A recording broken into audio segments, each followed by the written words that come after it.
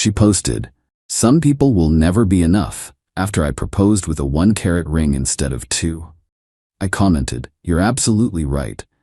Then I proposed to someone else with the same ring 1 year later. Her mother called me begging to give her daughter another chance after seeing the wedding announcement. I, 30 male, proposed to my girlfriend Kendra, 28, 6 months ago, after 3 years together. I'd saved for 8 months to buy a 1-carat solitaire diamond ring. Cost me $6,200. Not the biggest purchase of my life, but as someone making $72,000 a year, it was significant. I planned everything perfectly. Her favorite restaurant, private room, photographer hidden to capture the moment.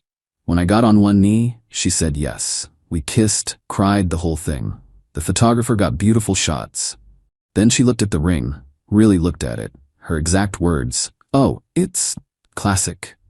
I should have known right then. We got home, she immediately called her mom, her sister, her best friend Jordan. I heard her in the bedroom saying, "Yeah, it's nice, just smaller than I expected." The next morning, she posted the engagement announcement on Instagram, but the caption, "He proposed." Can't wait to start this journey. Remember, ladies, it's not about the ring, it's about the love. Blessed, some things are more important than carats. The passive aggression was so thick you could cut it with a knife. Then, 2 hours later, she posted on her story, "Some people will never be enough, no matter how hard they try. But we accept what we think we deserve." She didn't tag me, but all our friends saw it. My phone started blowing up. My best friend Cameron, "Bro, what's going on?" My sister, "Did you guys have a fight?" Her friend Jordan, "Just saw Kendra's story. You okay?" I confronted her that evening. "What was that post about?" She played dumb. "What post?" I showed her the screenshot Cameron sent me. "Oh, that wasn't about you. That was about my coworker. She's having issues." "Really?" 2 hours after announcing our engagement? She got defensive. "God, not everything is about you, Jason. Why are you so insecure?" "I'm not insecure. I'm asking why you're posting cryptic messages after I proposed." Then she said it. "Maybe if you'd put more thought into the ring, you wouldn't be so paranoid." More thought? I saved for 8 months. That's the problem. You saved for 8 months and could only afford this? She held up her hand like the ring was contaminated. "It's a 1-carat diamond. It's beautiful." "It's embarrassing. Jordan's boyfriend proposed with a 2.5-carat ring and he makes less than you." Jordan's boyfriend is drowning in debt. At least he prioritizes her. I stood up. "You know what? You're right. Some people will never be enough." Then I walked to the bedroom, grabbed the ring box and held out my hand. "Give it back." Her face went white. "What?" "The ring. Give it back. You're right. You deserve what you think you deserve, and you clearly don't think you deserve this." "Jason, stop being dramatic." "I'm not being dramatic. You publicly humiliated me. Give me the ring back." "I'm not giving you the ring back. We're engaged." "No, we're not. You can't be engaged to someone who's not enough." I left that night, stayed at Cameron's place. She texted me 73 times. Everything from, "You're overreacting," to "I'm sorry," to "You're really going to end 3 years over a misunderstanding?" I replied once, "You're absolutely right. Some people will never be enough. Thanks for the clarity." Then I blocked her. Update 1. The entitlement escalation has been insane. First, Kendra kept the ring, refused to give it back. Posted photos wearing it with captions like, "A diamond is forever, even if the man isn't." I had to get a lawyer involved. Legally, an engagement ring is a conditional gift. If the wedding doesn't happen, it should be returned. My lawyer sent her a formal request. Her response? She had her mom call my mom. My mom told me the conversation went like this. "Kendra's mom, your son is being absolutely ridiculous. He's destroying my daughter over a social media post." My mom, "Your daughter said he wasn't enough because he bought a 1-carat diamond instead of 2. She never said that." It's literally on Instagram. That was taken out of context. Besides, shouldn't a man want to give his fiancée the best? The best he could afford was $6,200. That's not nothing. Well, maybe he should have saved longer. "My husband gave me 3 carats. How nice for you. Tell Kendra to return the ring." Then, Kendra started a whole campaign. She told everyone I was emotionally abusive, controlling, cheap, probably gay, because what straight man takes back a ring? She posted a TikTok that went semi-viral, 12K views, about how to spot a narcissist. He proposes, then takes it back when you express feelings. But the best part? She started a relationship with her coworker Blake 2 weeks after we broke up. The same Blake she'd been texting constantly during our relationship, but insisted was just a friend. Blake commented on all her posts with stuff like, "You deserve the world, queen," and his loss. Then she made a crucial mistake. She posted a photo of her and Blake at a jewelry store with the caption, "When he takes you shopping for the ring you actually deserve. Chash upgrade complete." One problem, she was still wearing my ring in the photo. Cameron's girlfriend, who works at that jewelry store, texted me, "LMO, your ex just came in with some guy. They looked at 15K rings for an hour, then left without buying anything. The guy looked sick when he saw the prices." I screenshot everything for my lawyer. Update 2. Kendra finally returned the ring after my lawyer threatened legal action, but not before. 1. Having it professionally cleaned, aka trying to damage it. 2. Claiming she lost the certificate of authenticity. 3. Returning it in a different box with a note saying, "Hope your next victim has lower standards." The ring was fine. The certificate was in my safe. She never had it. I had it professionally inspected. Perfect condition. Meanwhile, her relationship with Blake crashed and burned when she found out he was still living with his ex, $45 in debt from crypto, had been dating 3 other women. She tried to crawl back, sent me this long email about how she realized what she lost and how maybe the ring size doesn't matter. I didn't respond, but here's where it gets good. I met someone new, Luna. She's a pediatric nurse, loves hiking, has a golden retriever named Taco, and doesn't even have Instagram. We met at Cameron's birthday party. First thing she said to me, "You're the guy whose ex made that TikTok about the ring, right?" Unfortunately, that was insane. My ex proposed with a ring pop, and I still said yes. The marriage sucked, but the proposal was sweet. We laughed, started talking, been together ever since. 8 months in, I knew she was the one. She didn't care about expensive dinners, never asked for designer anything, and once said, "I don't understand spending thousands on a ring when that could be a house down payment." So I proposed, with the same ring. I told her the whole story first. Her response, "So it's like a pre-owned ring with character? Even better, more sustainable." She said yes immediately. Posted one photo on Facebook. She has like 200 friends, mostly family, with the caption, "Said yes to my best friend. Can't wait for our adventure." That was it. No hashtags, no ring close-ups, no humble brags, but someone screenshot it and sent it to Kendra. Update 3. Kendra lost her mind. It started with her posting a series of Instagram stories. When you realize you were the practice round. Imagine being so cheap you recycle engagement rings. Some men really think they did something. Then she made a whole TikTok series called Red Flags I Ignored, where she talked about our relationship. Except she rewrote history completely. Claims I was financially controlling. I paid for 70% of our dates. Says I isolated her from friends. I encouraged her to go out. Insists I gaslighted her about the ring. She literally called it embarrassing. But my favorite accusation, I probably planned this all along to humiliate her. Yes, Kendra, I planned to fall in love with someone else and propose with the same ring just to spite you. You cracked the code. Then came the flying monkeys. Her friend Jordan messaged Luna on Facebook, "Girl to girl, you should know that ring has bad energy.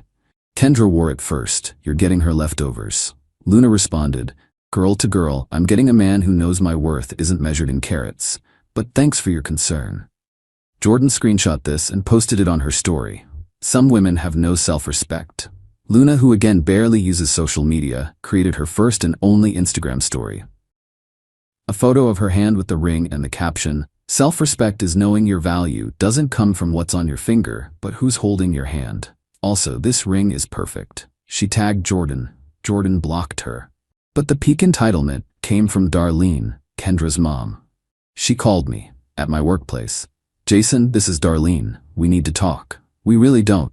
You're being cruel. Using the same ring? That's psychological warfare. It's my ring. I bought it."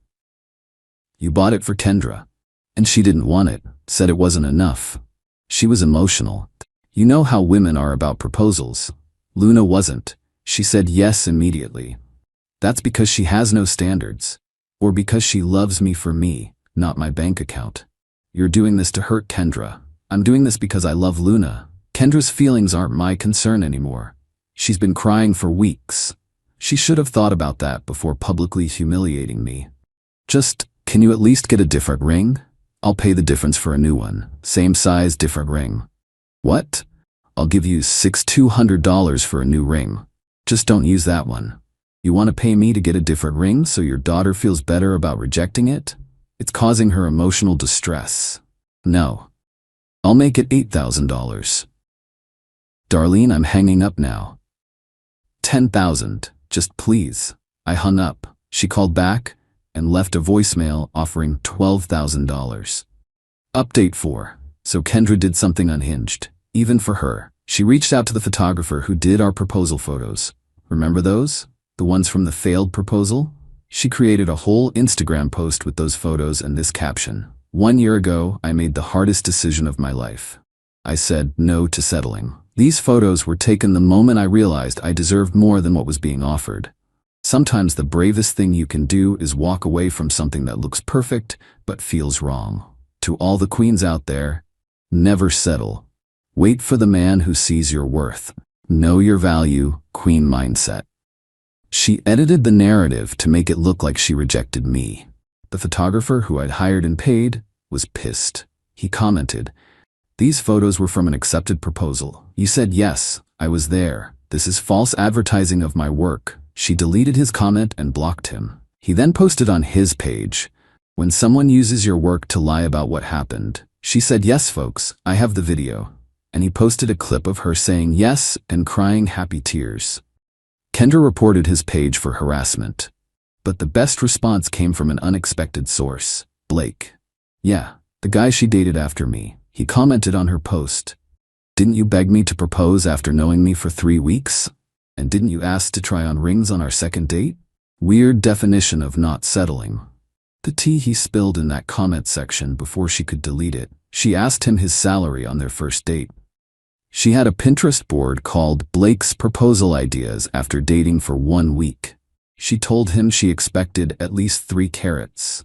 She cried when he said he needed to pay off debt first. Then my wedding announcement went live in the local paper. Luna's grandma insisted. She's 87 and traditional.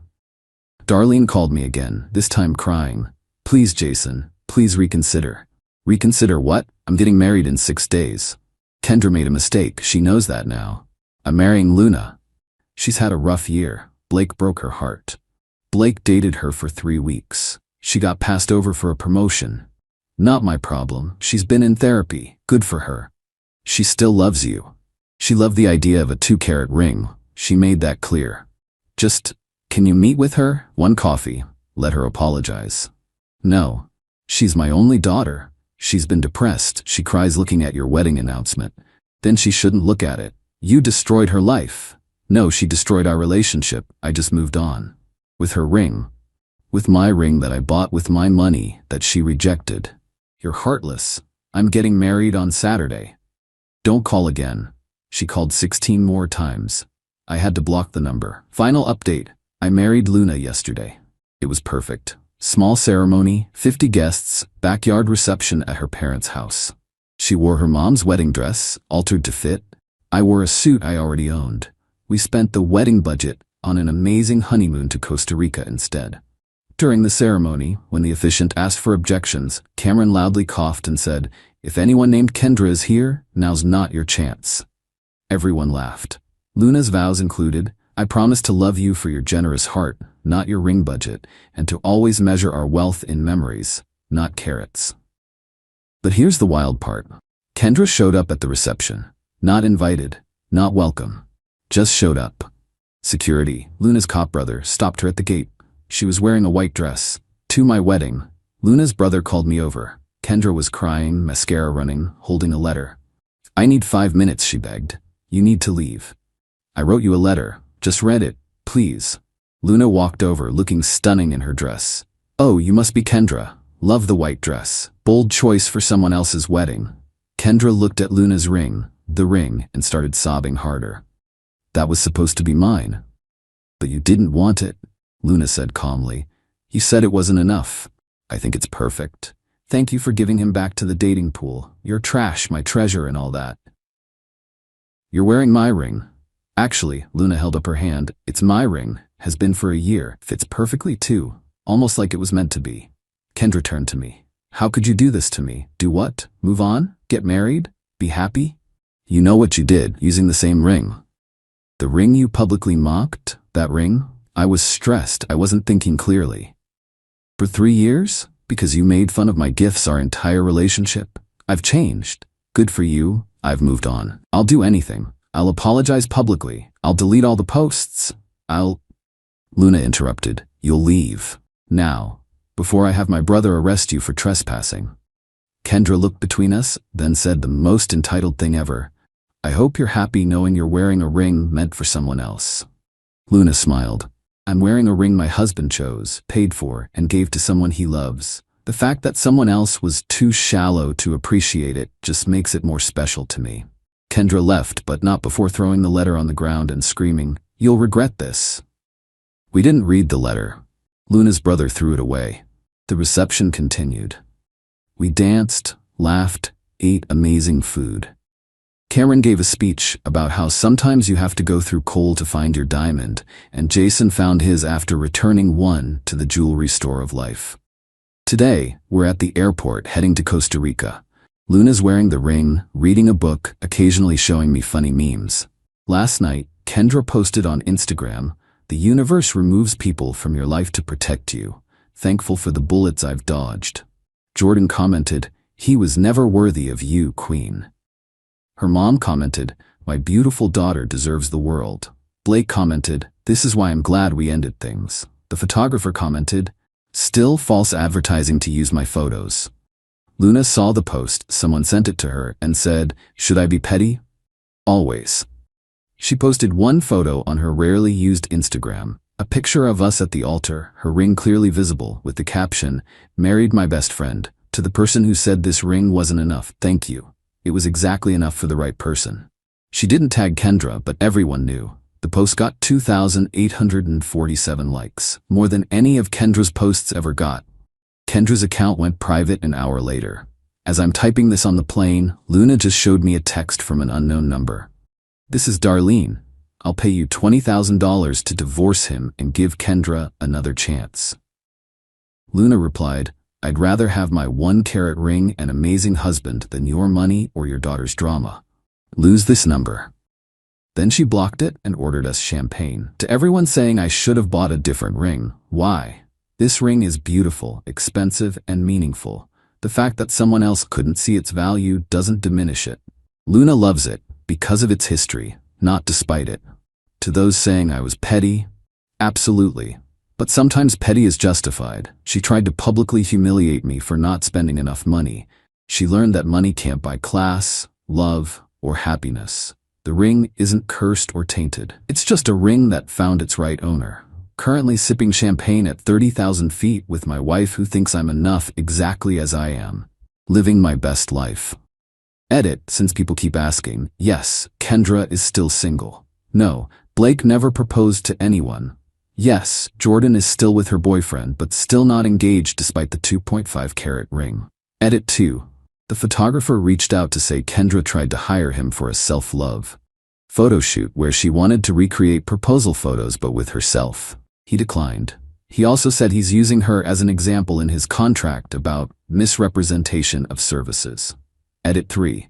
Luna says hi and wants everyone to know the ring sparkles extra bright in the Costa Rican sun. She also wants to add that she's gotten more compliments on this ring than her friend with a 3-carat ring because taste matters more than size, her words. Not mine.